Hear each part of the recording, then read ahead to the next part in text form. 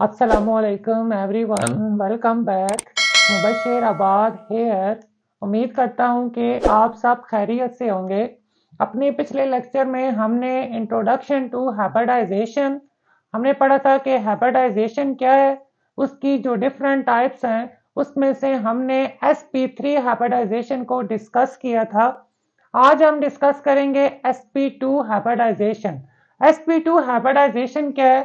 अगर सबसे पहले हम sp2 हाइब्रिडाइजेशन की डेफिनेशन देखें, the type of hybridization in which 1s and 2p orbitals mix together to form 3sp2 hybrid orbitals is called sp2 hybridization।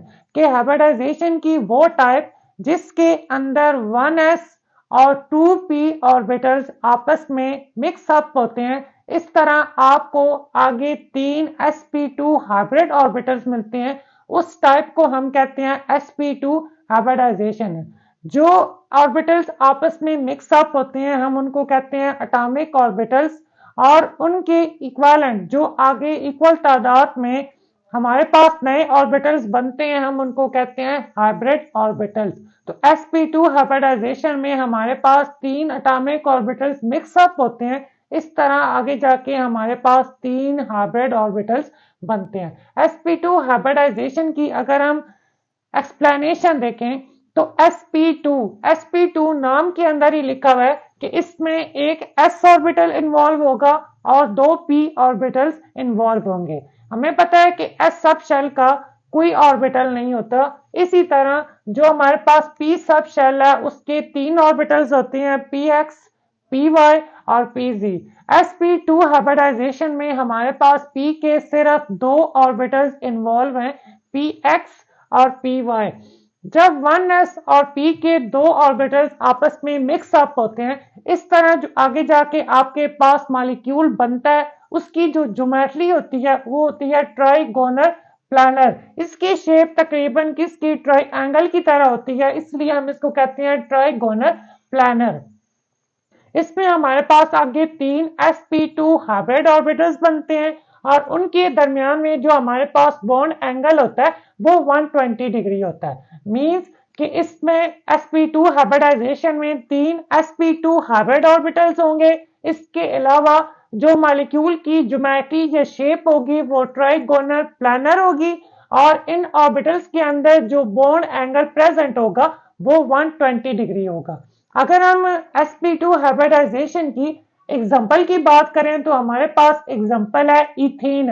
Ethene के अंदर उसका अगर हम मॉलिक्यूलर फार्मूला देखें तो कार्बन 2 है, हाइड्रोजन 4 है। चूंकि इथीन का जो मेन एलिमेंट है वो कार्बन है, तो कार्बन की अगर हम इलेक्ट्रॉनिक कॉन्फ़िगरेशन की बात करें तो कार्बन की जो इलेक्ट्रॉनिक कॉन्फ़िगरेशन है ग्राउंड स्टेट के अंदर, उसके पहले वाले जो सब शेल है 1s2 में उसके पास 2 इलेक्ट्रॉन है, 2s में भी उसके पास 2 इलेक्ट्रॉन है। इस तरह 2px, 2py और 2pz p सब शेल के ऑर्बिटल्स हैं।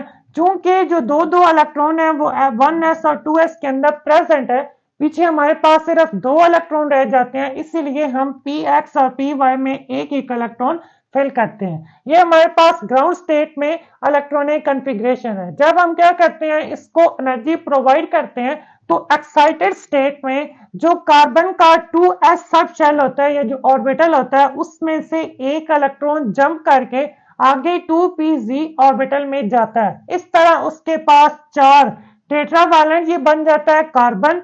चूंकि हम इसमें पढ़ रहे हैं कि ये कौन सी टाइप है sp2 हाइब्रिडाइजेशन, तो इसमें हमारे पास एक s का ऑर्बिटल और 2 p की ऑर्बिटल इन्वॉल्व होंगे। मींस एक 2s होगा और एक 2px और 2py। तो हाइब्रिडाइजेशन में हम इन 3 ऑर्बिटल्स को आपस में क्या करते हैं, ओवरलैप करवाते हैं, मैक्स अप करवाते हैं। इस तरह हमारे पास आगे 3 sp2 हाइब्रिड ऑर्बिटल्स बनते हैं। अगर हम इथीन के स्ट्रक्चर की बात करें, चूंकि इथीन में 2 कार्बन है, हर कार्बन के मतलब के 3 ऑर्बिटल्स मिक्स अप होते हैं। इस तरह हर कार्बन एटम के 3-3 sp2 हाइब्रिड ऑर्बिटल्स बनते हैं।